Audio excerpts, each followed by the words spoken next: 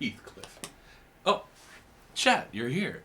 Well, I was just getting ready to start a new segment. A brand new segment that I've curated just for you. That's right. Rita's Theataaah. Cue the music. Oh. Yes. Okay. The music's getting cued.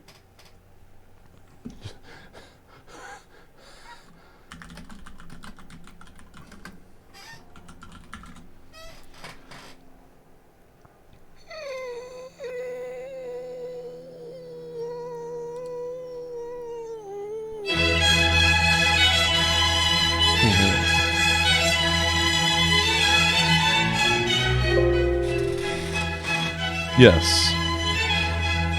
Reader's Theataaah. Today we will be starting the first chapter of Emily Brontë's... Damn, this music's too loud.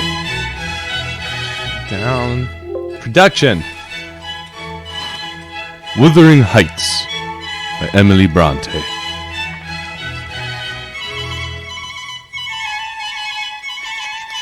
Chapter 1. Quit. All right. 1801. I have just returned from a visit to my landlord, the solitary neighbor that I shall be troubled with. This is certainly a beautiful country. In all England, I do not believe that I could have fixed on a situation so completely removed from the stir of society.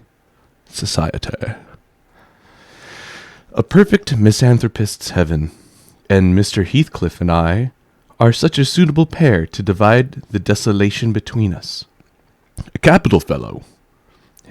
He little imagined how my heart warmed towards him when I beheld his black eyes withdraw so suspiciously under their brows, as I rode up, and when his fingers sheltered themselves with a jealous resolution still further in his waistcoat, as I announced my name. "Mr. Heathcliff," I said. A nod was the answer. "Mr. Lockwood, your new tenant, sir. I do myself the honor of calling as soon as possible after my arrival, to express the hope that I have not inconvenienced you by my perseverance in soliciting the occupation of Thrushcross Grange." That's where they are. "I heard yesterday you had some thoughts." "Thrushcross Grange is my own, sir," he interrupted, wincing. "I should not allow anyone to inconvenience me, if I could hinder it. Walk in." What if I did that voice the whole time? Okay, I'm not gonna. I won't. I won't do that. Let's do that again. "Thrushcross Grange is my own, sir," he interrupted, wincing. "I should not allow anyone to inconvenience me, if I could hinder it. Walk in." The "walk in" was uttered with closed teeth and expressed the sentiment, "Go to the deuce." Go to the deuce. Even the gate over which he leant manifested no sympathizing movement to the words, and I think that circumstance determined me to accept the invitation. I felt interested in a man who seemed more exaggeratedly reserved than myself.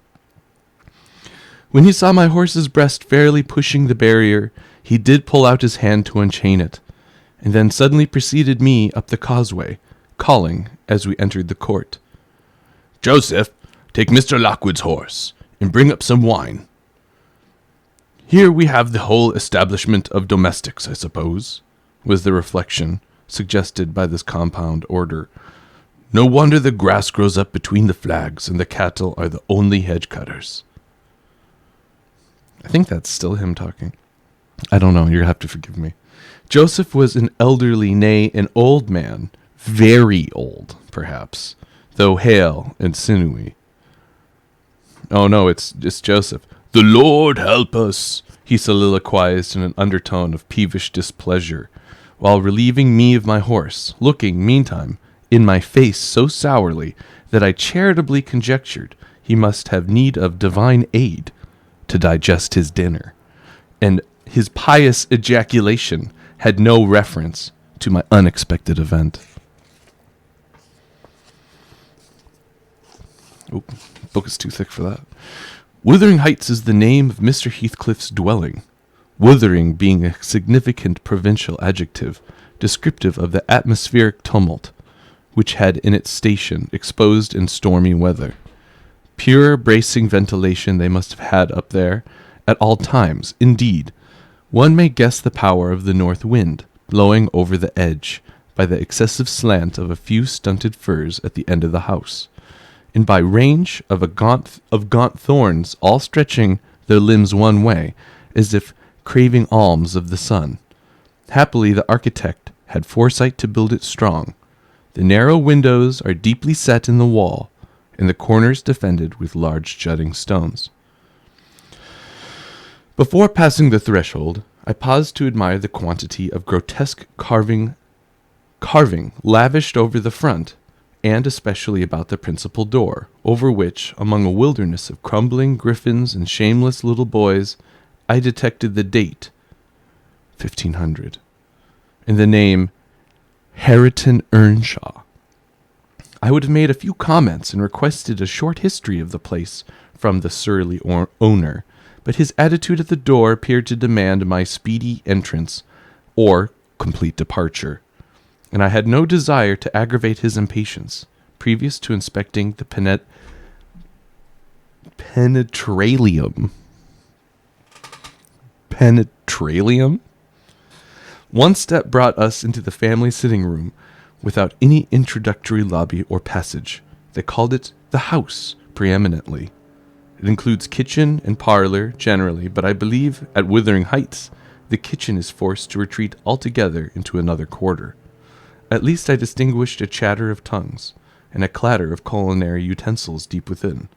I observed no signs of roasting, boiling, or baking about the huge fireplace, nor any glitter of copper saucepans and tin cullenders on the walls. One end, indeed, reflected splendidly both light and heat from ranks of immense pewter dishes, interspersed with silver jugs and tankards, towering row after row in a vast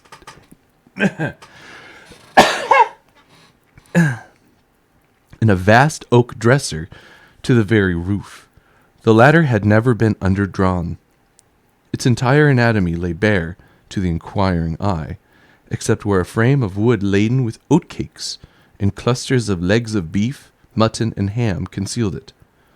Above the chimney were sundry villainous old guns, and a couple of horse pistols, and, by way of ornament, 3 gaudily painted canisters disposed along its edge. I gotta push up my glasses.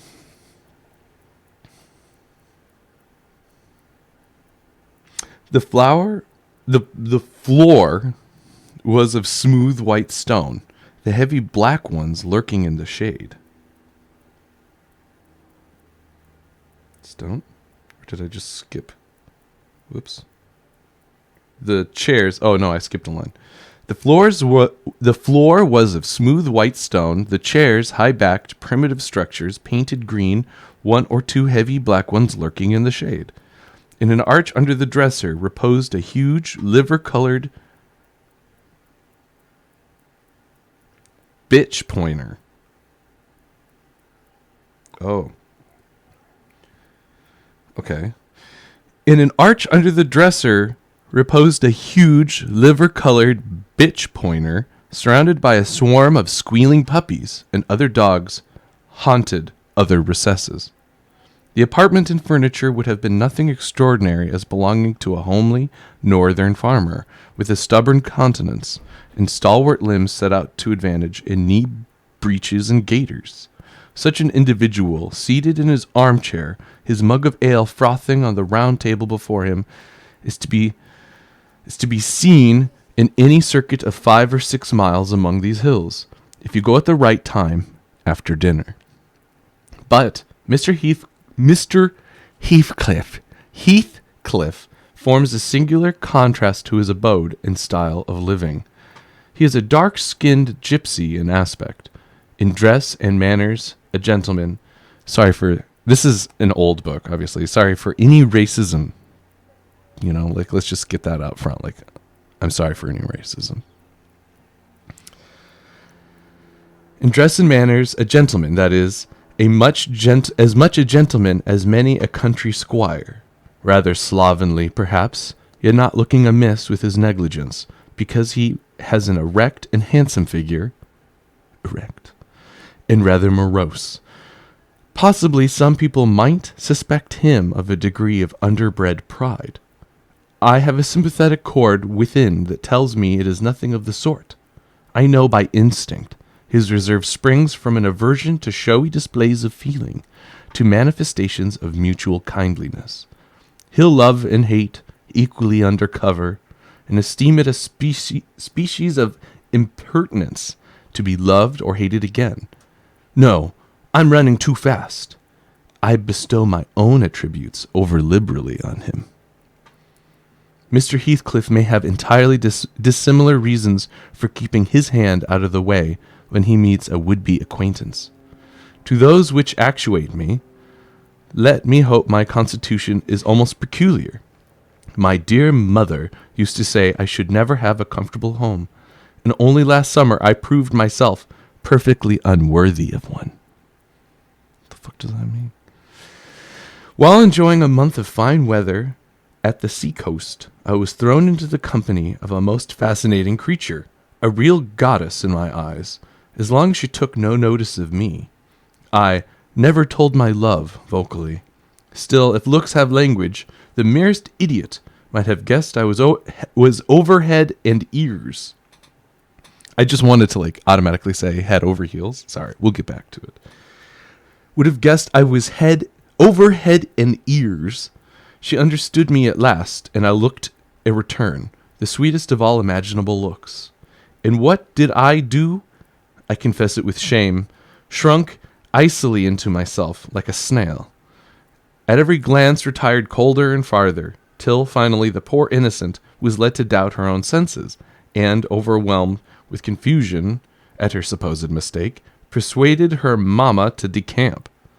Her mamma? By this curious turn of disposition, I have gained the reputation of deliberate heartlessness. How undeserved, I alone can appreciate. I took a seat at the end of the hearthstone opposite towards that which my landlord advanced, and filled up an interval of silence by attempting to caress the canine mother, who had left her nursery and was sneaking wolfishly to the back of my legs, her lip curled up, her white teeth watering for a snatch. My caress provoked a long, guttural gnarl. "You'd better let the dog alone," growled Mr. Heathcliff, in unison, checking fiercer demonstrations with a punch of his foot. "She's not accustomed to be spoiled, nor kept for a pet." Then, striding to the door, he shouted again, "Joseph!" Joseph mumbled indistinctly in the depths of the cellar, but gave no intimation of ascending, so his master dived down to him, leaving me vis-a-vis the ruffianly bitch and a pair of grim, shaggy sheepdogs, who shared her with jealous guardianship over all my movements. Not anxious to come in contact with their fangs, I sat still, but imagining they would scarcely understand tacit insults, I unfortunately indulged in winking and making faces at the trio, in some turn of my physiognomy. Let's actually word this a little trippy. So irritated madam that she suddenly broke into a fury and leapt on my knees.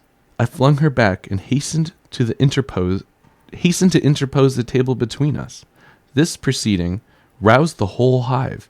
Half a dozen four-footed fiends of various sizes and ages issued from hidden dens to the common center.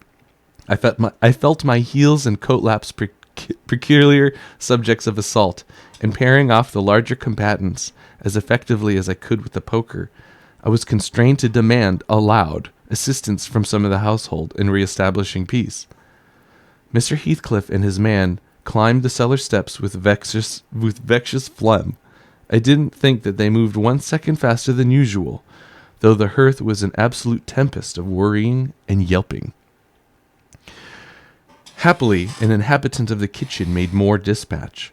A lusty dame, with tucked-up gown, bare arms, and fire-flushed cheeks, rushed into the midst of us flourishing a frying-pan, and used that weapon and her tongue to such purpose that the storm subsided magically, and only she remained, heaving like a sea after a high wind, when her master entered the scene. "What the devil is the matter?" he asked, eyeing me in a manner that I could ill endure after his inhospitable treatment. "What the devil indeed?" I muttered. "The herd of possessed swine could have no worse spirits in them than those animals of yours, sir. You might as well leave a stranger with a brood of tigers." "They won't meddle with persons who touch nothing," he remarked, putting the bottle before me, and restored the displaced table. "The dogs do right to be vigilant. Take a glass of wine?" "No, thank you." "Not bitten, are you?" "If I had been, I would have set my signet on the biter." Heathcliff's countenance relaxed into a grin. Come, come," he said. "You're flurried. Mr. Lockwood here, take a little wine. Guests are so exceedingly rare in this house that I and my dogs, am willing to own, hardly know how to receive them. Your health, sir." I bowed and returned the pledge, beginning to perceive that it would be foolish to sit sulking for the misbehavior of a pack of curs. Besides, I felt loath to yield the fellow further amusement. That's a mouthful. At my expense, since his humor took that turn. He, probably swayed by prudential considerations of the folly of offending a good tenant, relaxed a little, in the laconic style of chipping off his pronouns and auxiliary verbs, and introduced what he supposed would be a subject of interest to me, a discourse on the advantages and disadvantages of my present place of retirement. I found him very intelligent on the topics we touched, and before I went home, I was encouraged so far as to volunteer another visit tomorrow. He evidently wished no repetition of my intrusion. I shall go, notwithstanding. It is astonishing how sociable I feel myself compared with him. Yes, and that was Riada's Theatre, Chapter 1, Wuthering Heights.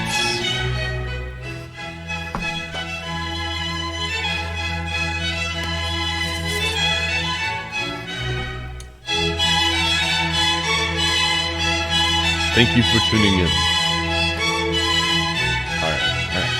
All right.